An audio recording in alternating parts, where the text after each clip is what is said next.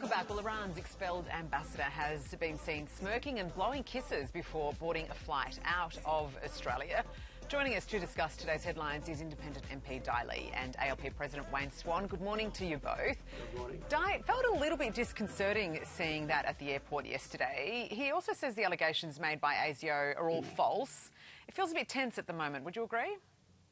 Absolutely. Look, obviously, I'm not part of the intelligence community and the Prime Minister's, security briefing and all that. But obviously, there are serious concerns in the community, and the government has to do what they have been, briefed on in terms of security and intelligence. So would probably leave it at that. From my perspective, I mean, it's important to keep have cohesion in our community. Yes. That's another important point.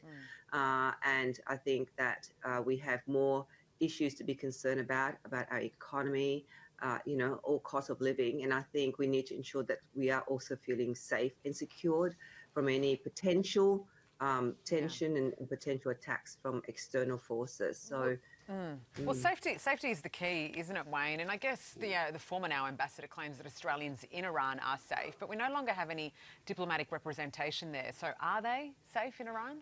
Well, he represents a brutal dictatorship which has been exporting fear and violence to this country and around the world. I certainly hope Australians are safe in Iran, but good riddance to that ambassador. What about those who are there at the moment? Are they vulnerable?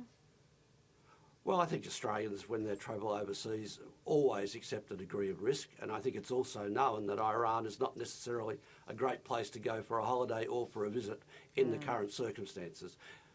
Yeah, we know a couple of Australians, 3 Australians in fact, have been falsely arrested there and held hostage, Yes, which is awful exactly. to see. So let's hope that we don't experience that again. All right, let's move on. We'll die. Perhaps Iran's ambassador getting the boot might, in fact, help Anthony Albanese carry some favour with the US, because clearly Richard Marles couldn't when he dashed over there recently.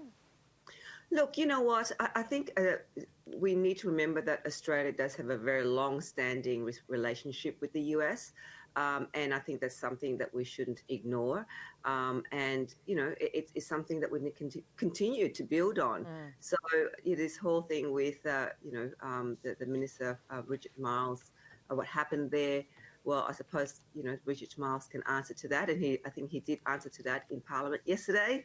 But from our perspective, we just continue to ensure that we maintain that strong working and collaboration and relationship with the US. Look, Wayne, I know your heart bleeds Labor, but this, you have to admit, was a bit bizarre. It felt like Richard Marles just made a dash over there. He made a meal of the whole diplomatic trip. There were mixed messages from both sides. I mean, what was the point of it all? That is a complete beat-up. He went there for... It's not. We had different messages from both sides. He went there for a meeting and he met the foreign minister and he met the vice president, and that's what he went for. I really can't understand a lot of the coverage of this issue. Well, the Secretary of Defence said that there wasn't a meeting set up, and then he said that there was a meeting set up. It's what did they actually achieve? It's not the achieve? problem of the Australian government that elements of the US government are somewhat unpredictable. Right. So it's the US's fault. You said it. You alluded to it. All right. Well, look, the Australian this morning is reporting that Richard Marles did reassure J.D. Vance, the Vice President, that Australia would lift defence spending. So is that true? Well, certainly the government is going to spend on defence what they need to do to improve our capability. As much as the US is asking for? Well, I don't know. I'm not privy to the conversations, but there's massive investment and increases in investment going on in defence right now because the strategic outlook globally is not good. OK. All right. Well, Di, if that wasn't enough to secure a meeting with Donald Trump, I'm not sure what is.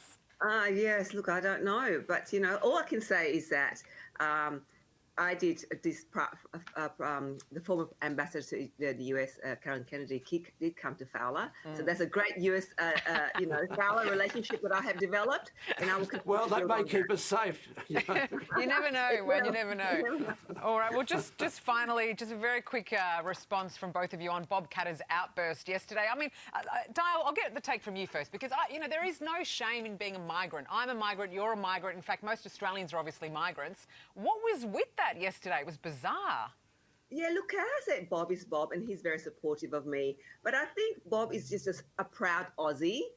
And I think when you're just so, you want to just know that you're an Australian first and foremost. And for me, I've always said that I'm an But being Australian a migrant first doesn't and foremost. change that. I know, but some people get triggered. So I wasn't there, but some people get triggered by that question of you're a migrant because they see themselves What as do an you Aussie. reckon, Wayne? Bob's a mate of mine, and he should apologise and take the journo for a beer. Migrants have built this country, including the northwest of this country, and I've been talking to Bob about jobs up there, which is his major concern. Yes, But he has built, and his family has built, the top north there as well. So so we know that. But yeah, well, he can offer Josh one of his Bob Catter can of maybe he beer. can. We're talking about him again, and that's perhaps the biggest point, guys. Thank you so much for